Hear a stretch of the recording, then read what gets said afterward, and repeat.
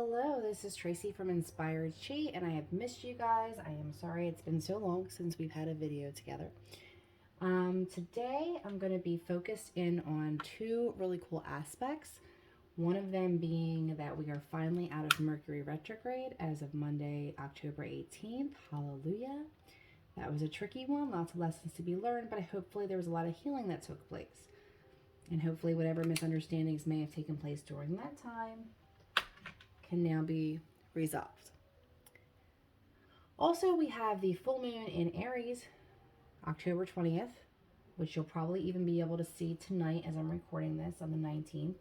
I was driving home from work, and if I could have gotten a really good picture while driving safely, I would have done so, but I kind of missed that opportunity.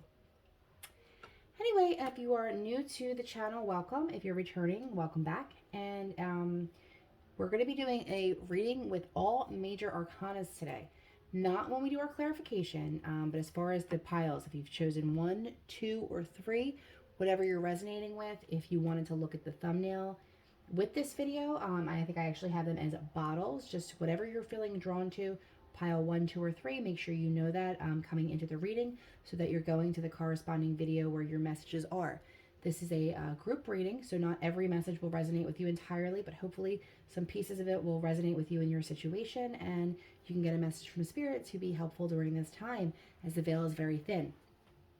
I also wanted to thank everyone who has signed up for Intuitive Tarot Intensive 101, taking place this Saturday. The class is full. I'm super excited.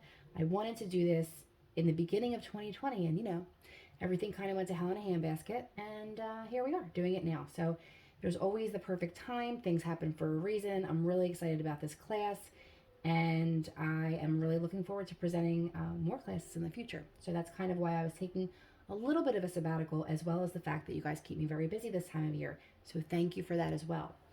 Okay, so 1, 2, or 3, and we're clarifying with the Philadelphia Tarot deck.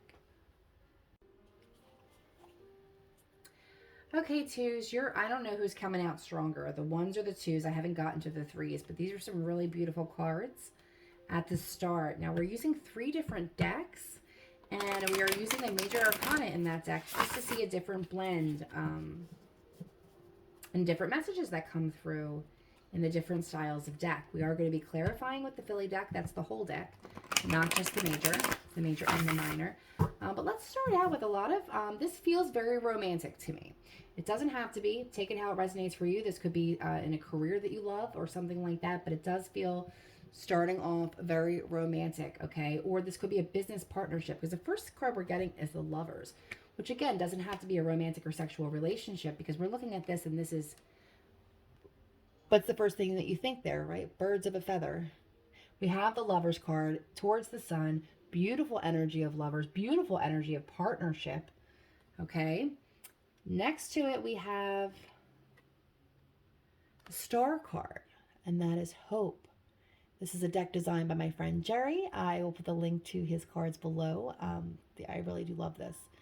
And this is a new beginning. This is hope. This is wishes fulfilled. So having that in between the Lovers and the World, which we're about to get to, is a pretty amazing start. So the World card talks about the end of a big cycle, okay? A major cycle in your life where things are culminating, they're coming to an end. You're getting ready for a new beginning, but this end isn't sad, okay?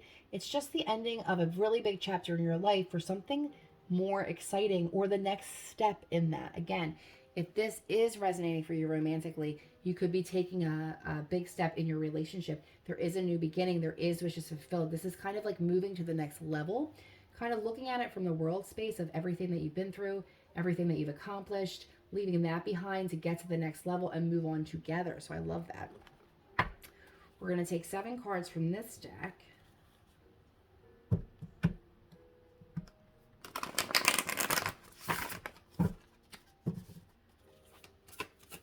Just to get a little bit more clarification there.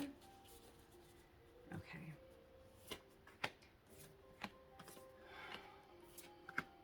Yeah, this is looking at your past and looking at now. Okay. You have karma happening all over the place for you. So one of the first things we're getting is the 3 of Wands, okay? And this is an anticipation of something. It's right under the Lover's card. It's something you've been waiting maybe for the right time or thinking about, or maybe not wanting to rush into anything, but now things are kind of starting to move. It looks like in the past you haven't had much luck in partnerships. We do have the Two of Cups in reverse. It could either be a disturbance in this particular partnership, a little bit of a rocky road, or it could be like just partnerships in the past not going the way that you wanted. Okay, we have the Knight of Pentacles, who I love. I really love the Knight of Pentacles. This is salt of the earth kind of guy. And it's, a person who takes things slowly but really plants the seeds. And you can really count on them to be loyal and authentic, which I love about the Pentacles, earthy energy. Okay. What I don't love about the Pentacles so much is sometimes they take a really long time. Okay. If you're impatient like me, it's really hard to be patient for the Pentacle people, but you want them, right? Or the Pentacle situations. So we're actually having this in reverse, meaning the Knight of Pentacles is getting some gas under his ass. So we are moving on to the next chapter, whether that was somebody in your office that didn't give you the promotion yet, whether something was on delay for you in a relationship, whether you were waiting to sign something because we were in Mercury retrograde and you shouldn't sign contracts in Mercury retrograde, you can now feel free to move ahead. Okay. We have the Seven of Pentacles in reverse. So Seven of Pentacles also six. Six of Pentacles upright talks about being in a reciprocal relationship, things being even, having the help, and it looks like you were having some struggles there. Okay, this could be within the relationship, or this could be in a past relationship where there wasn't an equal give and take there, where there was maybe not so much being taken advantage of, because I don't feel like there's anything malicious here, but just maybe people weren't understanding the other person's perspective. Okay, it's really easy to say to someone who stays home and takes care of a household, like, oh, I'm sure I would love to do that, right? And I'm sure it's easy to say to somebody who goes and works a ton of hours, oh, I would love it, like your life is better, right? Because the grass is always greener.